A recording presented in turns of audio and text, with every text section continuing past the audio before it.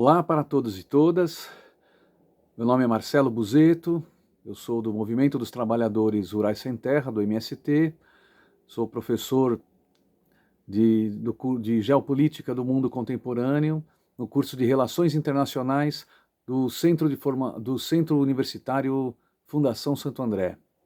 Vou falar um pouquinho aqui sobre a situação do Irã e o que aconteceu ontem em Bagdá, no Iraque. Todos estão acompanhando o noticiário internacional.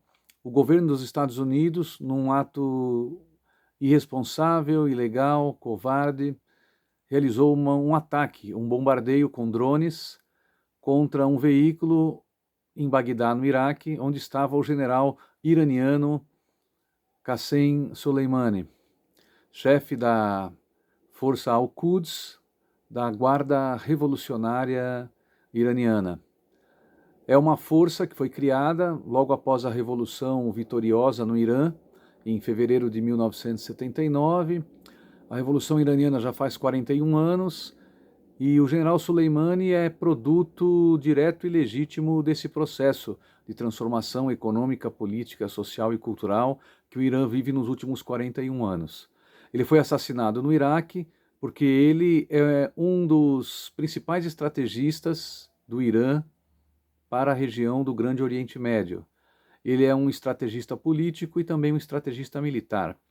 Ele é um grande conhecedor, da arte da guerra, da teoria da estratégia, participou da guerra Irã-Iraque em 80 a 89, participou da construção do movimento de resistência islâmica no Líbano, conhecido também como Partido de Deus, o Hezbollah.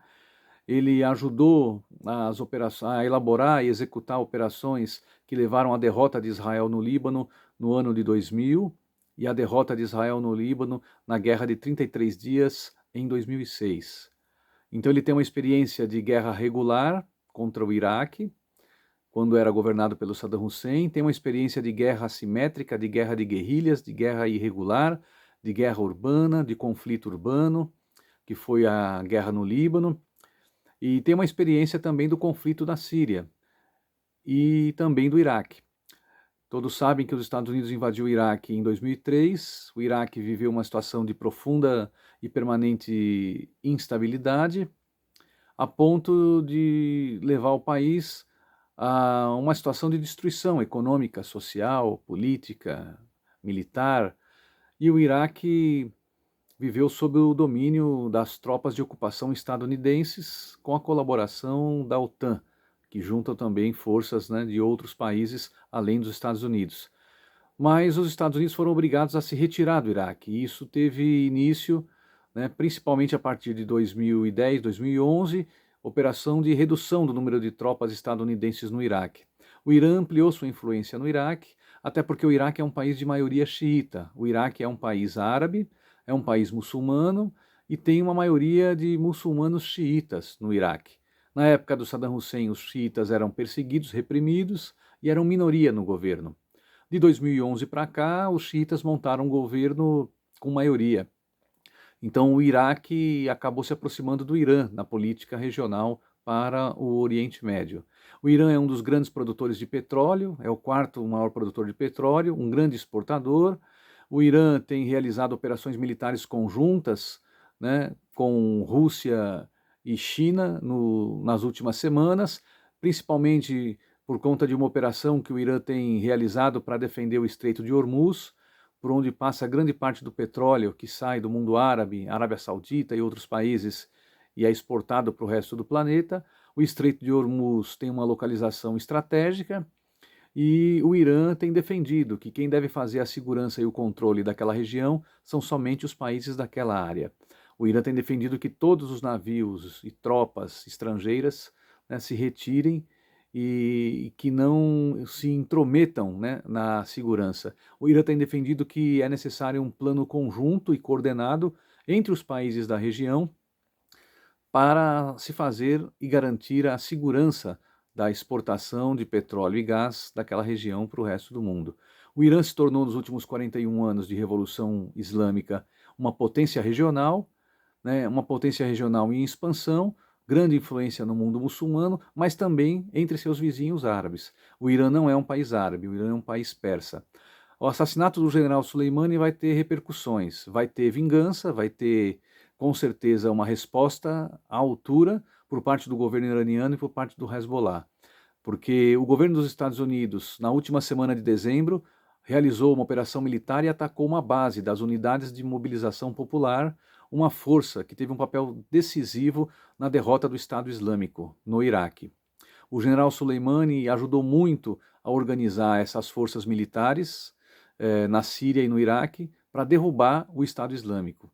Estado Islâmico que é um grupo terrorista criado pelo governo dos Estados Unidos, né, com o objetivo de manter uma situação de desestabilização no Iraque e também na Síria.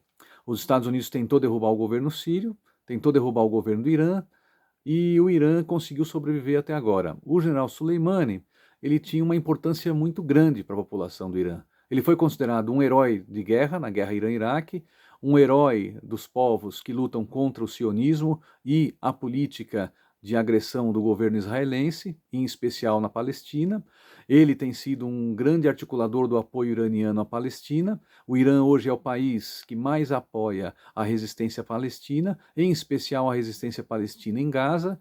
Então o Irã ele tem se tornado uma força política, militar e moral em toda aquela região do chamado Grande Oriente Médio, em especial em países como a Síria, como o Líbano, como o Iraque e como o Iêmen, um pequeno país que faz fronteira com a Arábia Saudita, que vem sendo massacrado pela Arábia Saudita e que o Irã e os Hezbollah têm se unido para ajudar o povo do Iêmen a enfrentar a Arábia Saudita.